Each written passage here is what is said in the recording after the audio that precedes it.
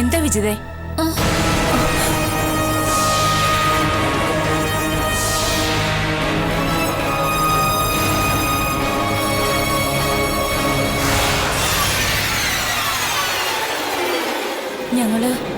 ഞങ്ങൾ ഇവിടുന്ന് പൊയ്ക്കോളാം. പിന്നെന്താ താമസം? വാ.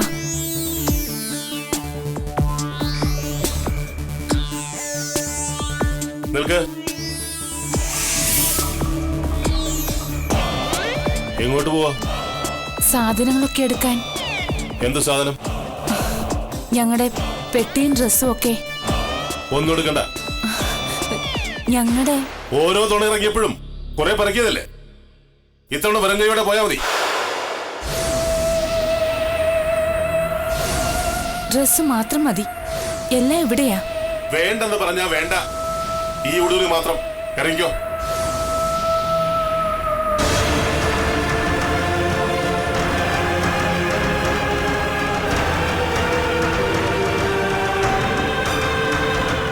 നടക്ക്.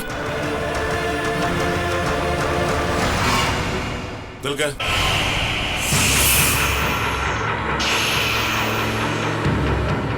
നമ്മുടെ അച്ഛൻ മരിച്ച ശേഷം ഉണ്ടായിരുന്ന വീടും പുരയോടും കൂടി വിറ്റിട്ടാ അമ്മ ചേച്ചിയുടെ കല്യാണം നടത്തി. ഓർമ്മയുണ്ടോ? അന്ന് എനിക്ക് 10 വയസ്സേ ഉള്ളൂ. എനിക്കും അമ്മയ്ക്കും കിടക്കാൻ വീടില്ല, കഴിക്കാൻ ഭക്ഷണമില്ല. ശങ്കുണ്ണി അമ്മാവന്റെ വീട്ടിൽ അടുക്കളപ്പണി ചെയ്തിട്ടാ അമ്മയെ ഞാൻ 2 നേരം അന്നം കഴിച്ചിരുന്നേ. അന്നും ചേച്ചിയും ഭർത്താവും സുഖമായിട്ട് ജീവിക്കുക. ഞാനോ അമ്മയോ വീട്ടിൽ വല്ലപ്പോഴും വന്ന പിച്ചക്കാര് വരുന്ന പോലെ നിങ്ങൾ കരുതിയിട്ടുള്ളൂ. ആസ്മക്ക് ചികിത്സിക്കാൻ പൈസയില്ലാതെ, ശ്വാസം കിട്ടാതെ അമ്മ മരിച്ചേ. നിങ്ങൾ ഒരു നേരത്തെ മരുന്ന് വാങ്ങി അമ്മയ്ക്ക് കൊടുത്തിട്ടില്ല. അമ്മ മരിക്കുമ്പോ എനിക്ക് വയസ്സ് 14. അന്ന് നാട് വിട്ട് ഞാൻ ജീവിച്ചിരിപ്പുണ്ടോ മരിച്ചോ എന്ന് പോലും നിങ്ങൾ അന്വേഷിച്ചിട്ടില്ല. 36 വർഷങ്ങൾക്ക് ശേഷം ഞാൻ നാട്ടിൽ തിരിച്ചെത്തിയപ്പോ പാഞ്ഞു വന്നു നിങ്ങൾ മക്കളെ വിളിച്ചോണ്ട്. എന്താ കാരണം? എന്റെ കയ്യിൽ പൂത്ത പണമുണ്ടെന്ന് നിങ്ങൾക്ക് മനസ്സിലായി. അന്ന് മുതൽ ഞാൻ നിങ്ങളുടെ ശത്രുവാ.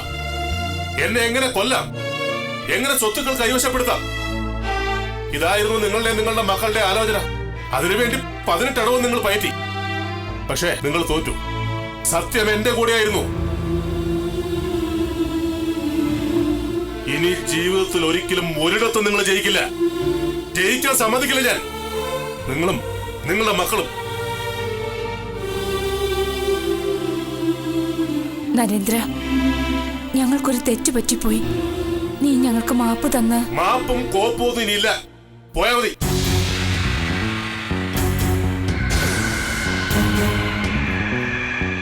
എന്റെ കോമ്പൗണ്ടിൽ കാലുകുത്തുന്നതിന് മേലെ പോയി തൊലേ.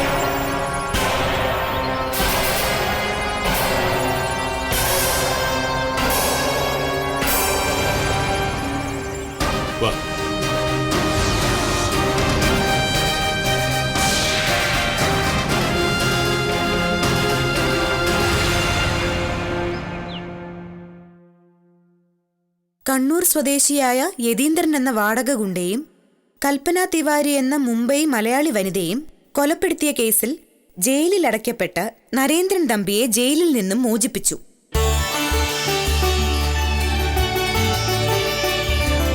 തടവ് ചാടിയ നരേന്ദ്രൻ തമ്പി പോലീസിന് കീഴടങ്ങി അറസ്റ്റ് വരിച്ചെങ്കിലും നരേന്ദ്രൻ തമ്പിയുടെ നിരപരാധിത്വം സംശയാതീതമായി തെളിയിക്കപ്പെടുകയും യഥാർത്ഥ പ്രതികളെ പോലീസ് അറസ്റ്റ് ചെയ്യുകയും ചെയ്ത സാഹചര്യത്തിലാണ് നരേന്ദ്രൻ തമ്പിയെ ജയിലിൽ നിന്നും മോചിപ്പിച്ചത്. നിരപരാധിയായ നരേന്ദ്രൻ തമ്പിയെ ജയിലിലടച്ചതിനെ ചൊല്ലി മാധ്യമങ്ങളും പൊതുജന സംഘടനകളും രാഷ്ട്രീയ പാർട്ടികളും വൻ പ്രതിഷേധമുയർത്തിയിരുന്നു. നിയമസഭാ കമ്മിറ്റി അടിയന്തര യോഗം ചേർന്ന് നിരപരാധിയായ നരേന്ദ്രൻ തമ്പിയെ ജയിലിൽ നിന്നും വിട്ടയക്കുവാൻ തീരുമാനിക്കുകയും പ്രത്യേക ഉത്തരവിറക്കി കോടതിക്ക് നിർദ്ദേശം നൽകുകയുമാണ് ഉണ്ടായത്. ദാ വേറൊരു വാർത്ത കൂടിയുണ്ട്.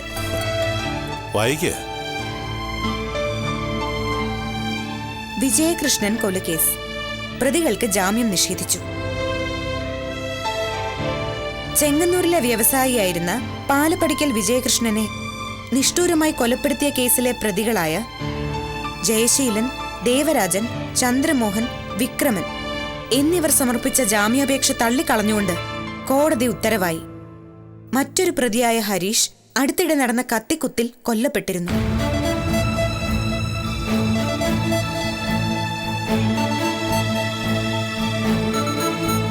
തീർന്നോ? തീർന്നില്ല, ഒരു ന്യൂസ് കൂടിയുണ്ട്. അതെന്താ? നീലിമ വധക്കേസിലെ മുഖ്യ പ്രതികളായ മുൻ മന്ത്രി രാമകൃഷ്ണന്റെയും രണ്ടാം പ്രതി മുരളീകൃഷ്ണന്റെയും റിമാൻഡ് കാലാവധി 15 ദിവസത്തേക്ക് കൂടി നീട്ടിക്കൊണ്ട് കോടതി ഉത്തരവായി.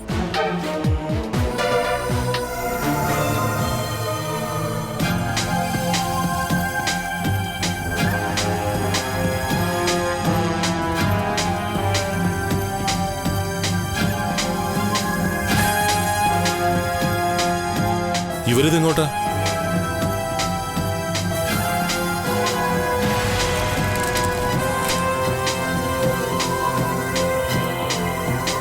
ശിവ, നീ എങ്ങോട്ടാ ഈ ബാഗ് ആയിട്ട്? മുംബൈക്ക്. മുംബൈക്കോ? അതെന്താ യാതൊരു മുന്നറിയിപ്പില്ലാതെ? ഞങ്ങളോട് നിനക്ക് ചോദിക്കാൻ പറയാൻ വേണ്ടേ? സാബ്, എനിക്കിവിടെ വീടുണ്ട്, അച്ഛനും അമ്മയും പെങ്ങളും ഉണ്ട്. അതൊക്കെ ഇട്ടിട്ട് കുറെ നാളെ ഞാനിവിടെ. അതൊക്കെ ശരിയാ, പക്ഷേ ഇത്ര പെട്ടെന്ന്? ഞാൻ പോയിട്ട് വരാം സാബ്, അവിടെ കുറച്ച് ജോലിയുണ്ട്. പിന്നെ അമ്മ വിളിച്ച് കാണണമെന്നും പറഞ്ഞു. ഞാനും അവരെയൊക്കെ കണ്ടിട്ട് കുറെ നാളായില്ലേ. നിനക്കിത് നേരത്തെ പറഞ്ഞുകൂടായിരുന്ന ശിവ? നമുക്കങ്ങനെ വല്ല ഫോർമാലിറ്റി ഉണ്ടോ സാബ്? നമ്മളൊക്കെ ഇടിമിന്നൽ പോലെ വരികയും പോവുകയും ചെയ്തുകൊണ്ടിരിക്കുന്നവരല്ലേ. അവിടെ പോയിട്ട് നീ എന്ത് ചെയ്യാൻ പോകുന്നു? എന്തെങ്കിലും ചെയ്യണം. നീ ഇങ്ങോട്ട് വാ ശിവ, ഇവിടെ നമുക്കൊന്നിച്ച് എന്തെല്ലാം ചെയ്യാം. നീ എന്റെ വലം കൈയായിട്ട് നില്ലേ. എന്റെ വീടൊക്കെ എവിടെയല്ലേ സാബ്? അവരെല്ലാം ഇങ്ങോട്ട് കൊണ്ടുവാ. അതെല്ലാം കുറെ ചിന്തിച്ചെടുക്കേണ്ട തീരുമാനങ്ങളാ. ഞാൻ ആലോചിക്കാം.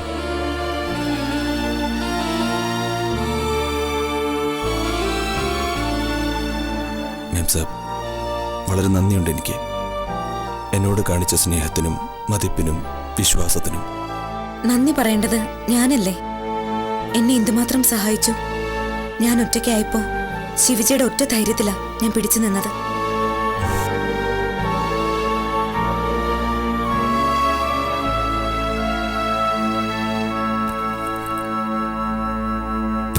മോളു,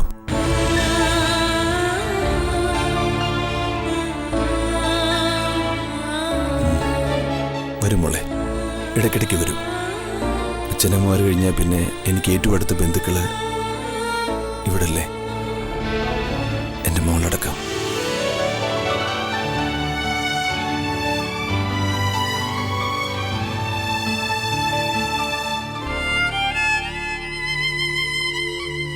പോയിട്ട് വരാം.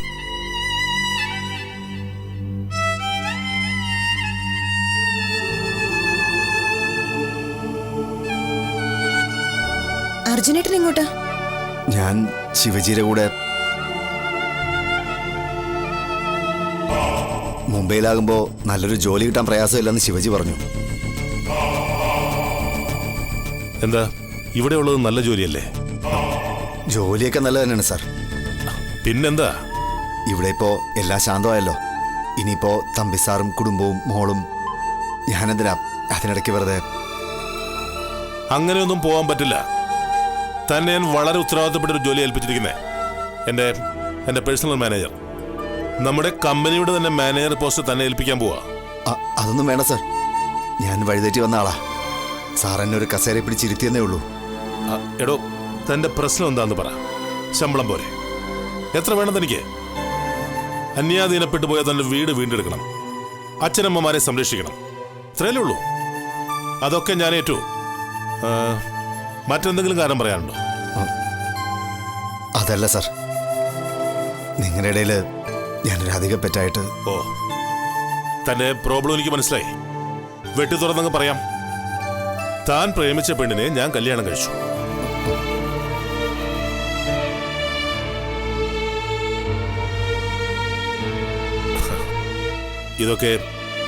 ഇതൊക്കെ ഈ ലോകത്ത് നടക്കുന്ന കാര്യങ്ങളിലോ. ഇനി തനിക്കത് തിരുത്താൻ പറ്റുമോ? ഇല്ല.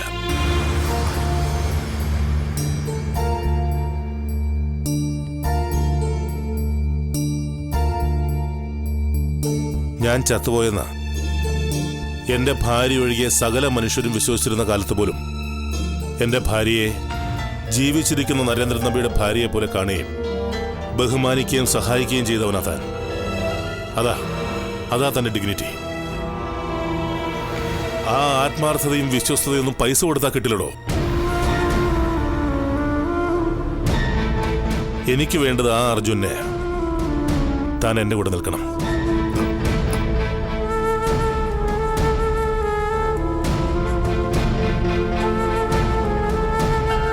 താൻ ചെറുപ്പാ, ജീവിതം വലുതായോ? തുടങ്ങിയതല്ലേ ഉള്ളൂ. ഞാനും അമ്മും കൂടി തനിക്ക് നല്ല ഒന്നാന്തരം ഒരു കല്യാണം കഴിപ്പിച്ചു തരും. അതോടെ തന്റെ ഈ കോംപ്ലക്സ് മാറും. മാറൂടോ. മാറ്റങ്ങളുടെ ഒരു അടുക്ക ജീവിതം.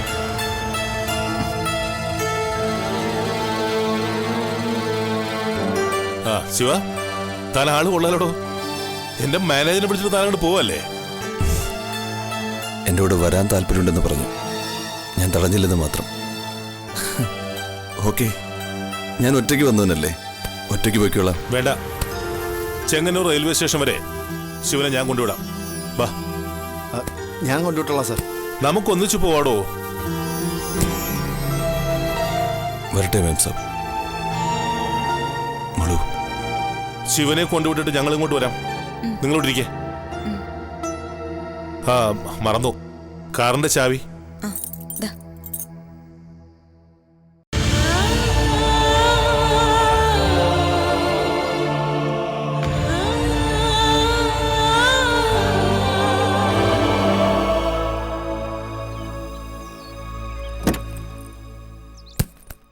തമ്പിസാറ് വരേണ്ട ഒരു കാര്യമില്ല. ചെങ്ങന്നൂര് വരെ എന്തിനാ വെറുതെ? തമ്പിസാൻ ഇപ്പൊ വേണ്ടത് വിശ്രമമാ. എടോ, എന്നാലും ശിവനെ ഞാൻ വേണ്ട യാത്ര അയക്കാൻ. വേണ്ട സാർ, ഞാൻ പൊയ്ക്കൊള്ളാം. വീണ്ടും വീണ്ടും വരാനുള്ളവരല്ലേ ഞാൻ. പിന്നെന്തിനാ ഫോർമാലിറ്റി? തമ്പിസാറാ താക്കോലിങ്ങ, ഞാൻ കൊണ്ട് വിട്ടിട്ട് വരാം.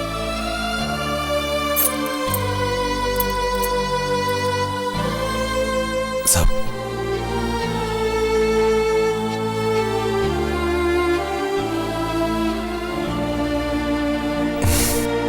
വരട്ടെ സാബ്.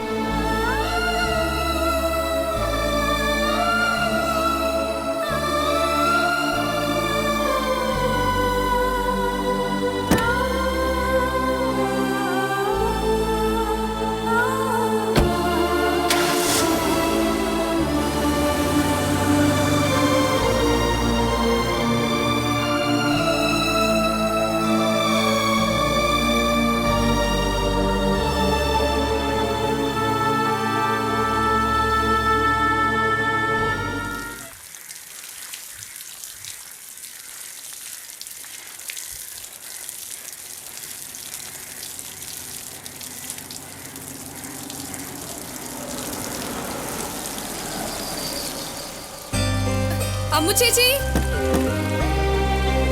വണ്ടി തിരിച്ചിട്ടോ.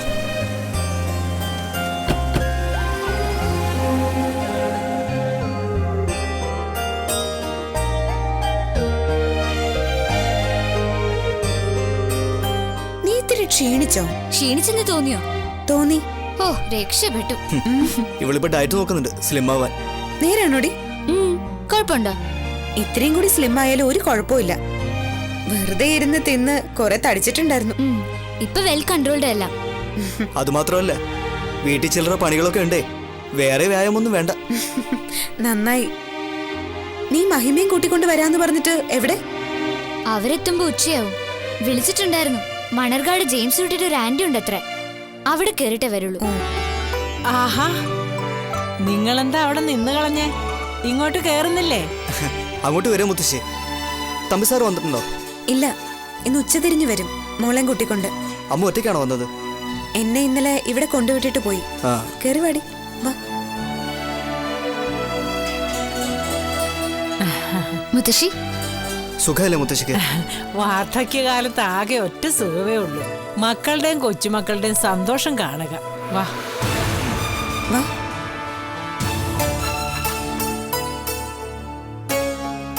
അമ്മ എവിടെ? അമ്മ എപ്പോഴും മുറിയടച്ച് അതിൻ്റെ തന്നെ ഇരിപ്പ. ഹരീഷേട്ടൻ മരിച്ചതോടെ അമ്മയ്ക്ക് മക്കളില്ലാത്ത പോലെയാ. എനിക്കത് കാണുമ്പോ ദേഷ്യം വരും. ഊണും വേണ്ട, ഉറക്കവും വേണ്ട, മക്കളെ വേണ്ട, വീടും വേണ്ട, ഒന്നും വേണ്ട. നിങ്ങളെല്ലാരും കൂടി അവളെ ഒന്ന് ഉപദേശിക്ക്.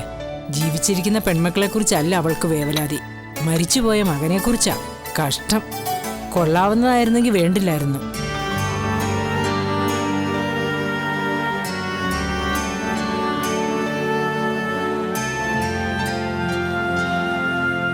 സത്യം പറഞ്ഞ ഒരു വലിയ ബാധ ഒഴിഞ്ഞു പോയതുപോലെയാ. എന്തെല്ലാം ആപത്തുകളാ അവൻ വരുത്തി വെച്ചത്. ദുഷ്ടം പോയതോടെ എല്ലായിടത്തും ഒരു വെളിച്ചം വന്നു. അതെല്ലാം കഴിഞ്ഞില്ലേ മുത്തശ്ശി?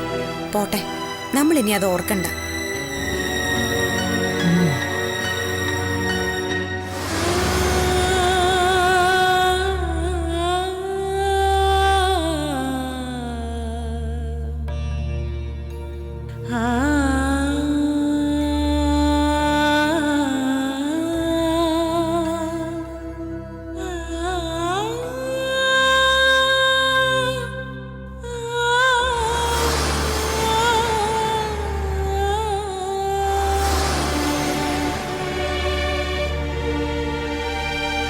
അമ്മേ,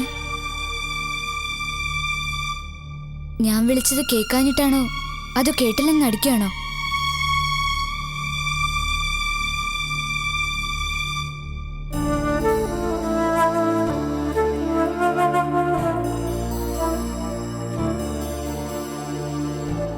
സുധേ,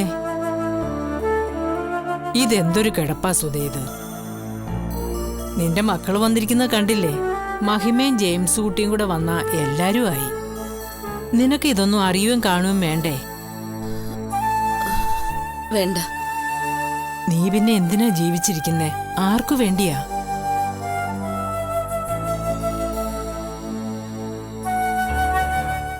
അമ്മയ്ക്ക് ഒരൊറ്റ മകൻ മാത്രമേ ഉണ്ടായിരുന്നുള്ളൂ. ഞങ്ങളൊക്കെ ആരാ? അന്യരാണോ? ഞങ്ങളെ ആരും വേണ്ടേ അമ്മയ്ക്ക്?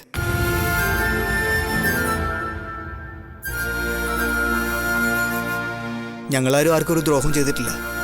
എന്നിട്ടും അമ്മ ഇങ്ങനെ പെരുമാറുന്ന കാണുമ്പോൾ ഞങ്ങൾക്ക് കുറച്ച് വിഷമമുണ്ട്.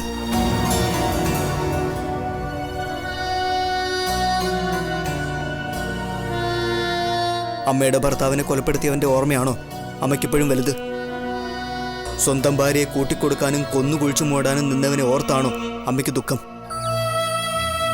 നിങ്ങളെ ഒരു അത്യാവശ്യ ഘട്ടത്തിൽ സഹായിച്ച നരേന്ദ്രൻ തമ്പിയെ കൊലപ്പെടുത്താൻ 18 അടവും പയറ്റിയവന്റെ പക്ഷത്താണോ അമ്മയുടെ മനസ്സിപ്പോഴും?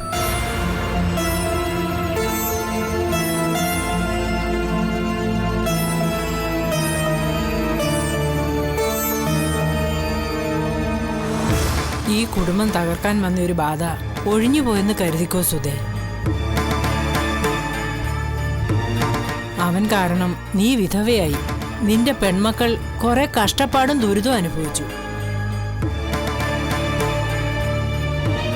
നീ ഇത്രയും കാലം ഒരേ ഒരു മകന്റെ മാത്രം അമ്മയായിട്ട് ചുരുങ്ങിപ്പോയവളാ. നിനക്ക് 3 പെൺമക്കളും കൂടെ ഉണ്ടെന്നുള്ള കാര്യം നീ മറന്നു.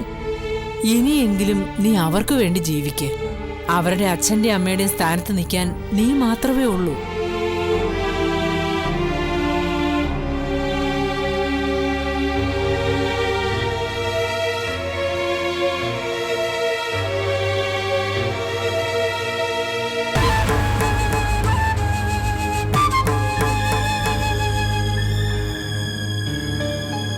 നിന്റെ മനസ്സിൽ കളങ്കമൊന്നും ഇല്ലെങ്കിൽ ഈ നിൽക്കുന്ന അമ്മുവിനെയും നിനക്ക് മകളായിട്ട് തന്നെ കാണാൻ പറ്റും.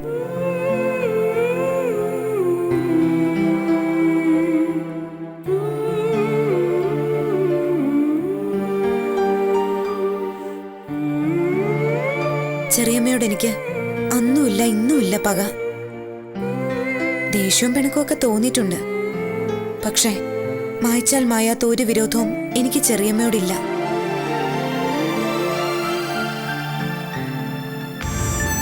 ഒരാളോടെ ഉണ്ടായിരുന്നുള്ളൂ, ചെറിയമ്മയുടെ മകനോട്. അയാള് എന്റെ അച്ഛന്റെ ജീവനെടുത്ത ആളായോണ്ട്.